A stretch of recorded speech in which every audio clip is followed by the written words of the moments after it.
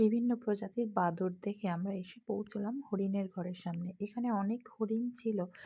বিকেল হয়ে আসছিল, ওই জন্য ওদের খেতে দিয়েছিল বলে ওরা এক জায়গায় প্রচুর হরিণ ওরা এক জায়গায় ঘিরে ধরে খাচ্ছিল। ওই জন্য সামনের দিকে আসেনি, সেভাবে খুব একটা দেখা যায়নি। আমার ক্যামেরা দিয়ে যতটা দেখানো হলো ততটাই দেখতে পাচ্ছেন কিনা জানি না। ওরা সবাই ওই যে দূরে দেখা যাচ্ছে একসাথে দল বেঁধে ওরা খাবার খাচ্ছিল, তখন ওদের খেতে দিয়েছিল। আর প্রচুর হরিণ ছিল ওই জায়গায়। আমার মনে হয় এই কারণেই ওই জায়গার নাম হরিণালয় কিনা। আর এখানে একটা অন্য প্রজাতির হরিণ ছিল, খানিকটা ছাগলের মতো দেখতে। আর চোখটা কেমন সাদা মতো। ও দেখছিলাম আস্তে আস্তে ঘাস খেতে খেতে সামনের দিকে চলে আসছিল। আমরা কাছ থেকেও বেশ ভালোভাবে দেখলাম, এর মাথায় সেরকম কোনো শিং টিং কিছু ছিল না। আর এখানে এরকম একটাই দেখতে পাচ্ছিলাম, আরও ছিল বলে মনে হয়।